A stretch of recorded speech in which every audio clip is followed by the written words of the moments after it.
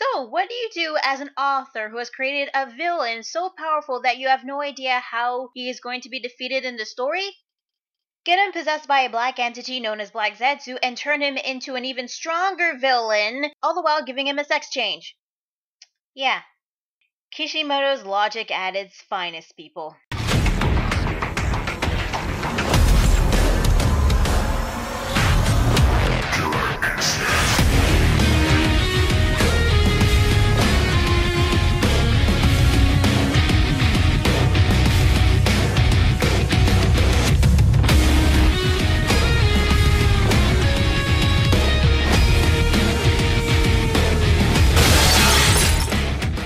Hey guys, LunarSpawn27 here, bringing you Naruto chapter 679, She of the Beginning. So the chapter begins with a colored title page, courtesy of Kishimoto, showing Team 7 in the world of Lord of the Rings. Kakashi is Gandalf, Sasuke is Legolas, Naruto is a dragon tamer, which I never recalled one in Lord of the Rings, but okay. And Sakura is a cross between Gimli and Boromir. Well, mostly Boromir, but I also say Gimli because she's got the axe. Now, the title page actually looks pretty nice. I like it. And by the way, if you guys don't know what Lord of the Rings is, shame on you. Now, the chapter picks up right where it left off. Madara gets backstabbed, literally, by Black Zetsu, who has revealed that he was the manifestation of not Madara's will, but Kaguya's. With Sasuke, he notices that Madara's shadows have disappeared. So Naruto and Sasuke knows that something is up, since Naruto can sense that Madara's chakra levels are rising through the roof. Suddenly, multiple giant waves of chakra burst out from the ground, scattering the original Team 7. The chakra then gets absorbed by Madara. Apparently, those chakra that burst from the ground, it was all pure chakra that came from the people that were caught in the Infinite Tsukiyomi. According to Naruto, if Madara keeps this up, the amount of chakra will go even far beyond the Jubi, as we see Madara's body starting to expand and swell up like a balloon. Now, Madara's situation reminds me of the movie Akira and Cell from Dragon Ball Z turning himself into a bomb. So Naruto and Sasuke plan to stop Madara while he's still growing, Sasuke activating a regular Chidori while Naruto uses one of the Gerodama balls to turn into a chakra rod. Now, in the next page, we actually get two panels of Sakura's perspective of Naruto and Sasuke approaching Madara to attack him. Now, in one panel, we see Naruto running towards Madara while Sasuke is just standing. In the next panel, we see Sasuke disappearing while Naruto is still running towards Madara. So it's safe to assume that Sasuke has obtained teleportation powers from the Rikudo Sennin. Sasuke reappears right behind the Madara blob, but before they can do anything, Naruto and Sasuke get captured by Madara's hair. No, I'm not kidding, that actually happened. And Black Zetsu plans to absorb their chakra. Sakura tries to rush in to help save Naruto and Sasuke, but Kakashi stops her, saying that if she acts now without thinking carefully, she'll just be throwing her life away. Which I'm glad that Kakashi stopped Sakura, because what the hell was she gonna do? If she heads towards Madara, she's also gonna get her chakra absorbed and get captured by Madara like Naruto and Sasuke. Now, you'd think with all that chakra draining from everyone that has been caught in the Infinite Tsukiyomi, that would kill them. But no, Black Zetsu has no intention of killing anyone. In fact, he wants to keep everyone preserved under the effects of the Infinite Tsukiyomi and keep them all alive. Why? So that they can be produced into Kaguya soldiers, meaning that they're going to be turned into White Zetsus. Okay, this raises a couple questions.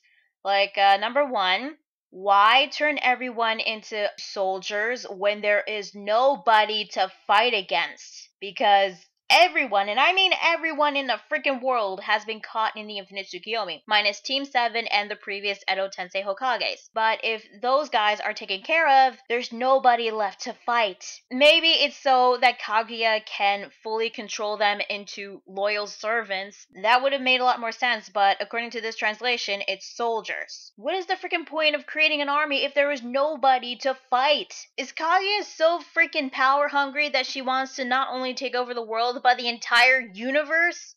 Oh my god. So that joke when Naruto made about Hagoromo being an alien, is that true? Are there gonna be aliens in Naruto? Number 2. White Zetsus? Why White Zetsus?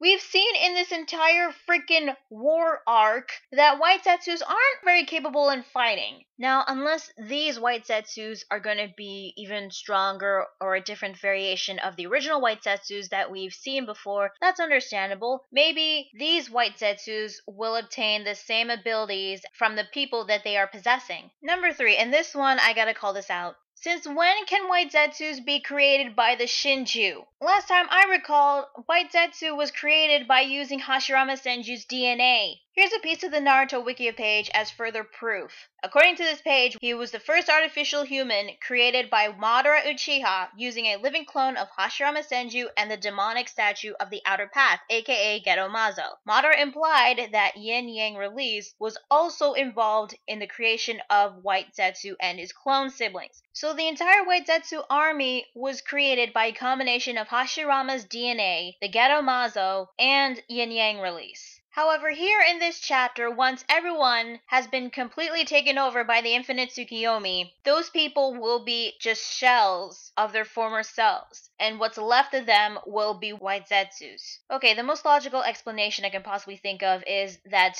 there are 2 different methods on how to create White Zetsu, but Kishimoto has not confirmed this, and unless he does so, I'm calling this a retcon. Oh, also, Kaguya's will being Black Zetsu, that still hasn't been explained yet.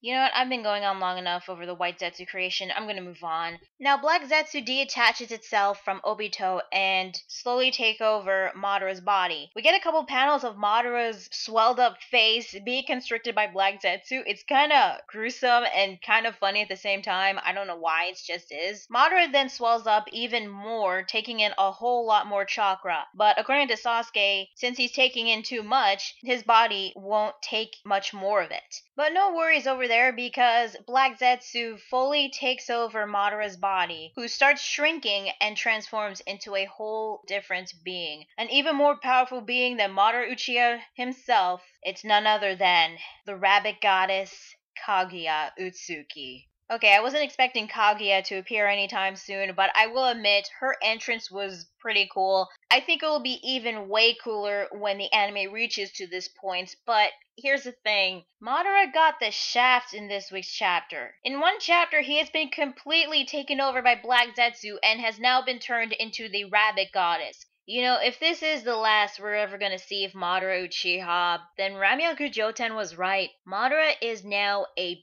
bitch. And I don't mean literally. Anyway, with Naruto and Sasuke, I think their moon and sun tattoos were glowing, and Kaguya sensed this and let them go. So I'm assuming that the powers of the Rikudo Sennin will be capable enough to at least weaken Kaguya. While they fell to the ground, Kaguya starts to walk towards them. Sakura was next to her, and she was sweating and trembling like crazy. Can't blame her though, this is the freaking goddess after all. However, with Kakashi, he's trying to retain his composure even though he's sweating, since he knows that Naruto and Sasuke will be okay, but he doesn't want Sakura to do anything reckless right now. Okay, that's the second time Kakashi mentioned about Sakura doing something reckless. So chances are Sakura is gonna do something reckless in like the next few chapters. Also, I find it amusing that whenever Sakura calls out to Naruto and Sasuke, she always says Sasuke-kun first. With Kaguya, she instantly figured out that Naruto and Sasuke were the reincarnations of Indra and Ashura, but she does mention Hagoromo and Hamura. Hamura being the name of Hagoromo's brother, the one that helped Hagoromo defeat the Jubi. And that's all we know about him so far. Are we gonna learn more about the other sibling? I do not know. Anyway, Kaguya activates her Byakugan and examines Naruto and Sasuke's chakra networks. She figured out the source of their Rikudo Sennin powers, so she knows about the sun and moon tattoos on their hands. She'd also figured out that Hagoromo was the one that met with them and gave them his jutsu. Kakashi asked Kaguya what was her objective, but from what she was saying, she has no intention of continuing fighting, or at least causing more damage to the earth, because according to her, the earth is her precious nursery. So what she decides to do is end this battle quickly. How does she do this? Altering the landscape by summoning a river of lava. You know what? I'd probably expect much from this, considering this is the freaking goddess that they're about to fight. Anyway, with her altering the landscape, the chapter ends with the original Team 7 starting to fall into the river of lava. So yeah, that's Naruto chapter 679. What did I think? I don't think this was a terrible chapter. There were parts of it that were pretty good, but because of the inconsistencies, I cannot overlook them, and it's causing me to not enjoy this chapter as much as I should have. Good things about this chapter. Well, I did like Kaguya's entrance and the quick little taste of her power and what she can do. I mean, she altered the landscape, turning the ground into lava. That is very impressive, I'm not gonna lie. We're probably gonna see a lot of cool stuff from her, so I'm gonna give her a chance as the final villain. I just hope that Kishimoto sticks with her being the final villain, because the last thing we want is another person who is using Kaguya as a pawn, and that person is the true final villain this whole time. No, okay? We got that with Nagato, we got that with Obito, and now we got that with Madara. So please, Kishimoto, stick with Kaguya as the final villain for reals this time. Please. Now, you all know how I felt about the White Zetsus being created from the people who were caught in the Infinite Tsukiyomi, so I'm not going to talk about that anymore. So how do I feel about Madara turning into a balloon and then turning into Kaguya? I'm not upset over this, I'm disappointed. My problem is that Madara is a character that has appeared, or at least mentioned, many times for years. He was mentioned in part 1, and then he was also mentioned in part 2, whether it be a flashback or conversation before he was resurrected. It was led to believe that he was going to be the final villain of this series. And when he was resurrected, he did some pretty badass things, I'm not gonna lie, but he's also done some pretty stupid things too. It's just whenever he does something cool, that is when he becomes interesting. And when he screwed over Obito and became mortal, he managed to become the Jubi Jinchuriki, and he managed to complete his objective. Kishimoto hyped up this character so much throughout this arc to be this incredibly strong and powerful final villain, to the point where Kishimoto himself doesn't know how to write Madara being defeated in the story. It was led to believe that he was going to be defeated by sealing him inside the ninja tools, the ones that he spat out. The more I think about it, that would have been an okay way to defeat Madara, but I know fans wouldn't like that because Madara was the one that spat out the tools and brushed them aside, saying that they were useless. So since Kishimoto wrote himself in a corner, what he does is have Black Zetsu betray him, revealing the plot twist that he was made from Kaguya's will. Have Black Zetsu take over his body and transform him into a villain who was recently introduced in this arc. A villain, by the way, who is even more powerful than Madara, Kaguya Utsuki, which, by the way, according to this week's chapter, her chakra levels are even stronger than the Jubi's, which shouldn't make a lot of sense because she ate the chakra fruit from the Shinju, which was originally the Jubi. So she shouldn't be stronger than the Jubi. So if this is the end of Madara Uchiha, then I'm incredibly disappointed. I really am. Don't get me wrong, Kaguya's entrance was pretty cool, but Madara being pushed aside like that, it was quite a letdown. You know what's incredibly crazy is that Kishimoto had a hard time writing off Madara in the story. How is he gonna write off Kaguya then? She's the mother of the Rikudo Sennin, and she's a freaking goddess. How Naruto and Sasuke are going to defeat her, I have no idea. Hell, I don't even know if the powers of the Rikudo Sennin are enough to defeat her. However, despite myself wanting to see how this fight will progress, I feel like we should be getting a flashback chapter, or at least some explanations, specifically towards Kaguya, because her plan was to turn everyone into White Zetsus. We don't know the full details of her plan, and I really do want to know more about it.